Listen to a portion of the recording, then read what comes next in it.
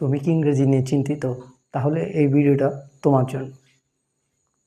আজকের ভিডিওতে right form ভার্বের উপর পার্ট 2 এর ক্লাস করাবো। গত ভিডিওতে আমি তোমাদের কিছু রুলস দেখিয়েছিলাম। আজকের ভিডিওতে আমি আরও কিছু রুলস দেখাবো। সবগুলো রুলস যদি তুমি ভালোভাবে কমপ্লিট করতে পারো তাহলে রাইট ফর্ম ভার্বে তোমার আর কোনো সমস্যা থাকবে না। তুমি ইজিলি রাইট ফর্ম ভার্বে 7-এর মধ্যে 7 বা 6 নাম্বার অর্জন করতে পারবে। চলো আমরা ভিডিওটা শুরু করি। এখানে শুরুতে ওয়ান্স দেওয়া আছে, ওয়ান্স দেয়ার, তারপর একটি গ্যাপ দেওয়া আছে, তারপর একটি ভার্ব লাইভ দেওয়া আছে, তারপর বলা আছে অ্যান আইডিয়াল কিং। যখন কোনো sentence once, last night, last month, last year, ago, last এগো এইসব ওয়ার্ড দিয়ে শুরু হবে বা এইসব ওয়ার্ড কোনো সেন্টেন্সের মাঝখানে বা শেষে থাকবে, তখন আমরা ওই সেন্টেন্সটাকে ফার্স্ট ইনডিফিনিট টেন্স হিসেবে ধরে নিব। ওই সেন্টেন্সটাকে আমরা ফার্স্ট ইনডিফিনিট টেন্স হিসেবে ধরে নিব। কারণ এই যে once, last night, last month, last year, ago, last এগো, এই ওয়ার্ডগুলো হচ্ছে অতীত নির্দেশক শব্দ। তাই এই ওয়ার্ডগুলো যদি কোনো সেন্টেন্সে থাকে তাহলে সেটা হচ্ছে সেই সেন্টেন্সটা ফার্স্ট ইনডিফিনিট টেন্সের সেন্টেন্স হবে। আর কোনো গল্প বা ফ্রেজের যদি অতীত নির্দেশক শব্দ দ্বারা শুরু হয় তাহলে বুঝতে হবে ওই ফ্রেজটা অতীতের কোনো ঘটনা ইঙ্গিত করতেছে। যেহেতু এই সম্পূর্ণ ফ্রেজ বা স্টোরিটা অতীতের কোনো ঘটনা ইঙ্গিত করতেছে, তাহলে এই ফ্রেজের বা এই স্টোরির সবগুলো সেন্টেন্সই ফার্স্ট ইনডিফিনিট টেন্সের হবে। তাহলে এই যে প্রথম যে প্রশ্নটা, once there live an ideal king, তাহলে এখানে কি হবে? লিভড হবে, অর্থাৎ ফার্স্ট ইনডিফিনিট টেন্স যেহেতু তাই ভার্বের ফার্স্ট ফর্ম বসবে। ফার্স্ট ইনডিফিনিট টেন্স যেহেতু ভার্বের ফার্স্ট ফর্ম বসবে। তাহলে once there lived an ideal king, একদা একটি আইডিয়াল কিং বাস করত। এরপরে বলতেছে হি, গ্যাপ দেওয়া আছে, তারপর not undergo any physical labour. ঠিক আছে, তাহলে এখানে নট শব্দটা যেহেতু আছে তাহলে এই ভার্বটা আমাদেরকে নেগেটিভ ফর্মে বসাতে হবে। এই ভার্বটা আমাদেরকে নেগেটিভ ফর্মে বসাতে হবে। আন্ডারগো হচ্ছে মূল ভার্ব, এটাকে নেগেটিভ করতে আমাদের একটি অক্সিলারি ভার্বের সাহায্য নিতে হবে। আর ফার্স্ট ইনডিফিনিট টেন্সের ক্ষেত্রে আমরা অক্সিলারি ভার্ব হিসেবে ডিডকে ব্যবহার করি। অক্সিলারি ভার্ব হিসেবে ডিডকে ব্যবহার করি। তাই এখানে হবে কি, হি ডিড নট আন্ডারগো। যেহেতু ডিড অক্সিলারি ভার্ব ফার্স্ট ফর্মে, এই জন্য মেন ভার্বটা আর ফার্স্ট ফর্মে দিতে হবে না, এটা বেস ফর্মেই থাকবে, কারণ ডিড একটি অক্সিলারি ভার্ব। আর আমরা জানি মডাল অক্সিলারি পরে কিন্তু বেস ফর্মে বসে ভার্বের।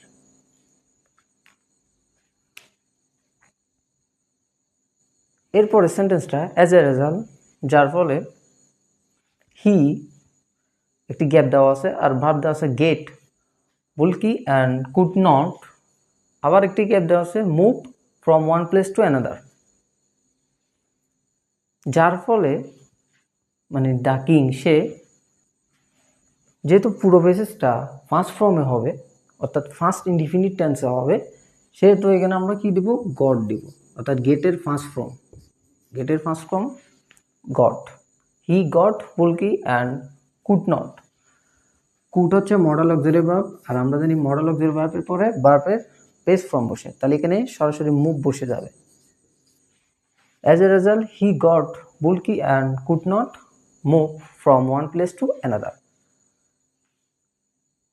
যেহেতু ফ্রেজটা অতীত নির্দেশক শব্দ দ্বারা শুরু হয়েছে, তাই প্যাসেজের প্রত্যেকটি সেন্টেন্স অতীতের কোনো ঘটনাকে ইঙ্গিত করতেছে। তাই আমরা প্রত্যেকটি সেন্টেন্সকে ফার্স্ট ইনডিফিনিট টেন্স হিসেবে ধরে ভার্বের ফার্স্ট ফর্ম বসাবো, ফার্স্ট ইনডিফিনিট টেন্স হিসেবে ধরে নিব। আচ্ছা, এরপর সেন্টেন্সটা হি কল, ক্যাব দেওয়া আছে, ইন এ ডক্টর, তাহলে এটাও ফার্স্ট ফর্মে হবে। He called in a doctor, সে ডক্টরকে ডেকেছিল। He called in a doctor, সে ডক্টরকে ডেকেছিল। তা আমি একটু প্রথম থেকে বাংলা অনুবাদটা করি। হচ্ছে he did not undergo any physical labour, সে কোনো শারীরিক পরিশ্রম করতো না, শারীরিক পরিশ্রম করতো না। অ্যাজ এ রেজাল্ট, যার ফলে he got bulky and could not move from one place to another, যার ফলে সে এক জায়গা থেকে অন্য জায়গায় কি করতে পারতেছে না, নাড়াচাড়া করতে পারতেছে না। ঠিক আছে, সে নাড়াচাড়া করতে পারতেছে না। কুড নট মুভ, নাড়াচাড়া করতে পারছে না। হি গট বুলকি, অর্থাৎ সে হচ্ছে মানে নড়াচড়া করতে পারতেছে না, নড়াচড়া ত্বক কমে গেছে আর কি।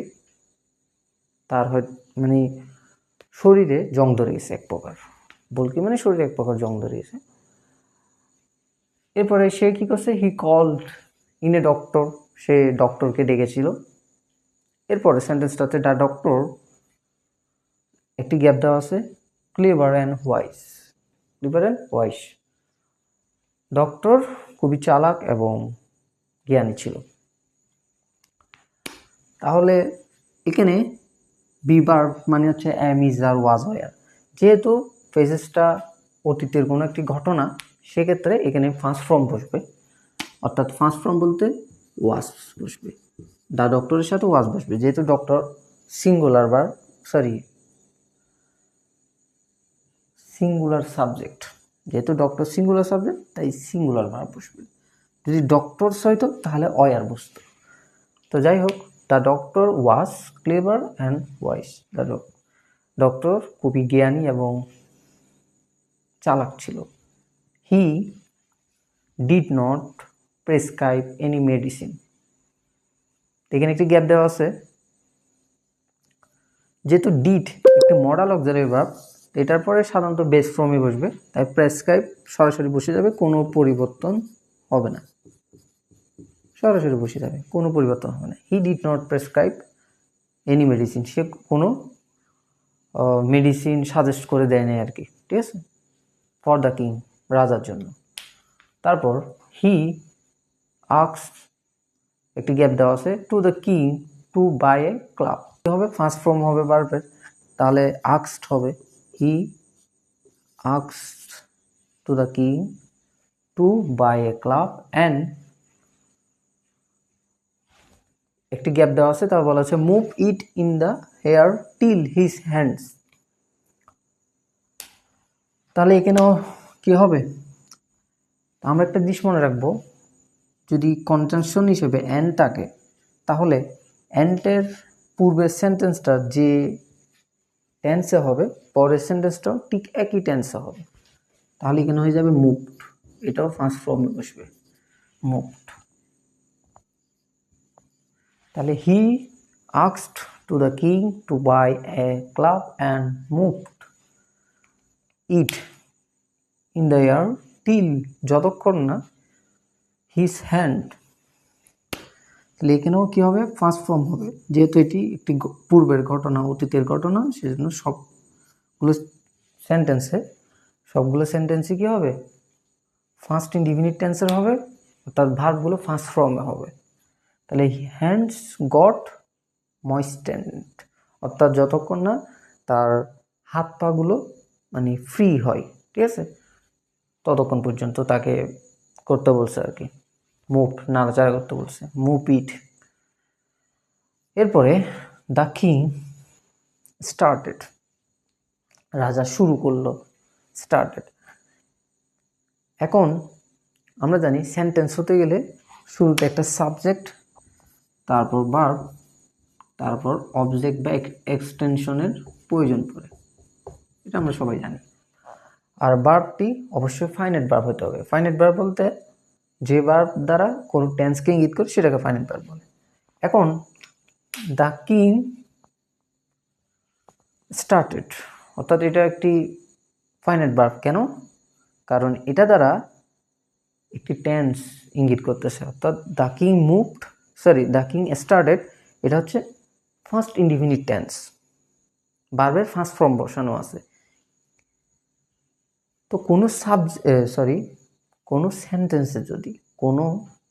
সেন্টেন্সে যদি ফাইনাইট ভার্ব থাকে এবং ফাইনাইট ভার্বের পরে অন্য কোনো ভার্বের চাহিদা থাকে, আমি আবার বলতেছি, কোনো সেন্টেন্সে যদি ফাইনাইট ভার্ব থাকে এবং ফাইনাইট ভার্বের পরে অন্য কোনো ভার্বের চাহিদা থাকে বা অন্য কোনো ভার্ব যদি বসতে চাই, সেক্ষেত্রে ওই ভার্ব দ্বারা, ওইটা অবশ্যই নন ফাইনাইট ভার্ব, ওই ভার্ব দ্বারা যদি উদ্দেশ্য বোঝায়, কি বলতেছি, ওই ভার্ব দ্বারা যদি উদ্দেশ্য বোঝায়, তাহলে আমরা টু প্লাস ভার্বের বেস ফর্ম দিব। আর যদি ওই ভার্ব দ্বারা কোনো বর্ণনা করা বোঝায় কোনো কাজকে, সেক্ষেত্রে আমরা কি দিব, verb plus ING, verb plus ING. কোনো ভার্ব দ্বারা যদি উদ্দেশ্য বোঝায় তখন দিব টু প্লাস ভার্ব ওয়ান, আর যদি তখন কোনো ভার্ব দ্বারা কাজ বর্ণনা করা বোঝায় তখন ভার্ব প্লাস আইএনজি দিব। এখানে স্টার্টেড হচ্ছে ফাইনাইট ভার্ব এবং এরপরে আরেকটি গ্যাপ দেওয়া আছে এবং গ্যাপে একটি কি দেওয়া আছে, ভার্ব দেওয়া আছে, অর্থাৎ আরেকটি ভার্বের চাহিদা এখানে আছে। সেক্ষেত্রে সেই ভার্বটাকে আমরা হয় টু প্লাস ভার্ব ফর্মে লিখতে পারি অথবা ভার্ব প্লাস আইএনজি ফর্মে লিখতে পারি। এখন দেখতে হবে আসলে ভার্বটা দ্বারা কি কোনো উদ্দেশ্য বোঝাচ্ছে নাকি কোনো কাজ বর্ণনা করা বোঝাচ্ছে। আমরা সেন্টেন্সটা একটু পড়ে দেখি। The king started follow the prescription, তাহলে কিং শুরু করছে ফলো করা প্রেসক্রিপশনকে। এখন এই ফলোটা কেন করতেছে? উদ্দেশ্য হচ্ছে সুস্থ হওয়ার জন্য। তাহলে এই যে ফলো ভার্ব, এটা দ্বারা একটি উদ্দেশ্য করা বোঝাচ্ছে। যেহেতু উদ্দেশ্য বোঝাচ্ছে, সেক্ষেত্রে আমরা এখানে টু প্লাস ফলো দিব, টু প্লাস ফলো, অর্থাৎ টু প্লাস ভার্বের বেস ফর্ম দিব। যদি এটা দ্বারা কোনো কাজ বর্ণনা করা বোঝাতো, তাহলে আমরা ভার্ব প্লাস আইএনজি দিতাম। আশা করি ক্লিয়ার। এরপরে দাস, এইভাবে the king relief of his problem, thus এইভাবে the king relief of his problem. এই যে রিলিফ মানে কি, মুক্তি পাওয়া। এখন কিং অর্থাৎ রাজা যে তার সমস্যা থেকে মুক্তি পাইছে, এটা কি নিজে নিজে পাইছে না, অন্য কেউ দ্বারা মুক্তি পাইছে। যখন কোনো সেন্টেন্সে ভার্ব নিজে নিজে কাজ করে না, অর্থাৎ কোনো সেন্টেন্সে ভার্বের কাজ যদি সাবজেক্ট নিজে নিজে না করে অন্য কেউ দ্বারা করানো হয়, তখন সে ভার্বটা প্যাসিভ ফর্মে হয়।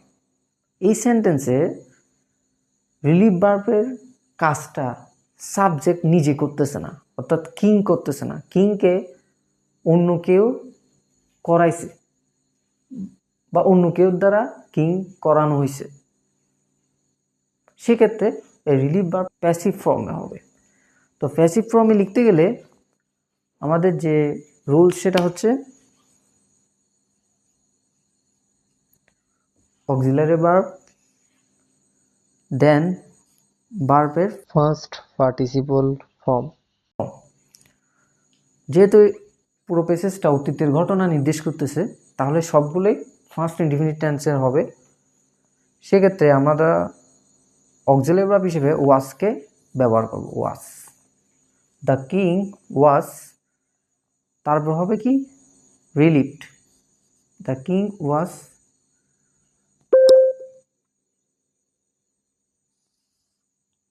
রিলিফড। ঠিক আছে, দ্য কিং ওয়াজ রিলিফড, মুক্তি পেয়েছিল হিজ প্রবলেম, তার সমস্যা থেকে। আশা করি ক্লিয়ার। এরপরে দ্য স্টোরি, পূর্বের যে ঘটনাটা এতক্ষণ আমরা বলে আসছিলাম সেটা কিন্তু শেষ। এতক্ষণ আমরা পূর্বের একটি ঘটনা সম্পর্কে জানতেছিলাম, যার কারণে প্রত্যেকটি সেন্টেন্স ফার্স্ট ইনডিফিনিট টেন্সের হয়েছে। এখন যে সেন্টেন্সগুলো আসবে সেটাগুলো কিন্তু প্রেজেন্ট টেন্স, ফার্স্ট টেন্স অথবা ফিউচার টেন্সের হতে পারে। তো আমরা একটু পড়ে দেখি। দ্য স্টোরি, অর্থাৎ এই গল্পটা, টিচ আমাদেরকে শিক্ষা দিচ্ছে, টিচার্স আমাদের শিক্ষা দিচ্ছে, that exercise is essential to keep fit, অনুশীলন খুবই গুরুত্বপূর্ণ, টু কিপ ফিট অর্থাৎ শরীর সুস্থ রাখতে। তাহলে এই যে গল্পটা আমাদেরকে শিক্ষা দিচ্ছে, এটা একটি সাধারণ সেন্টেন্স, তাই এটা কিন্তু প্রেজেন্ট ইনডিফিনিট টেন্সে হবে। আর স্টোরি যেহেতু third person singular,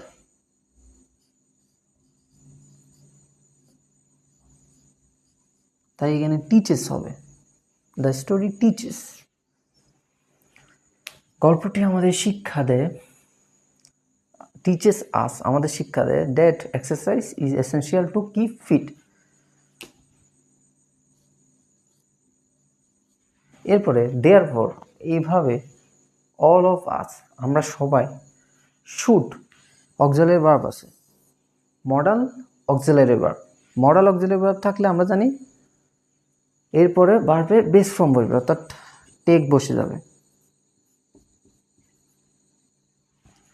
therefore all of us আমরা সবাই should take physical exercise regularly, আমাদের ফিজিক্যাল এক্সারসাইজ করা উচিত, আমাদের প্রত্যেক দিন ফিজিক্যাল এক্সারসাইজ করা উচিত। আশা করি তোমরা রাইট ফর্ম ভার্বের যে দুইটি ক্লাস নিয়েছিলাম সেই দুটি ক্লাস সম্পূর্ণভাবে বুঝতে পারছো। এই দুটি ক্লাসে আমি যে রুলসগুলো দেখিয়েছি সেই রুলসগুলো তোমরা যদি ভালোভাবে শিখতে পারো এবং ভালোভাবে অনুশীলন করতে পারো, তাহলে রাইট ফর্ম ভার্বে তোমার আর কোনো সমস্যা থাকবে না এবং তুমি রাইট ফর্ম ভার্বে ইজিলি 90 থেকে 100% মার্ক অর্জন করতে পারবে। দেখা হবে পরবর্তী কোনো ক্লাসে। এরপরে গ্রামারের কোন টপিকের উপর ক্লাস চাও কমেন্ট অবশ্যই জানিয়ে দিবা। আল্লাহ হাফেজ।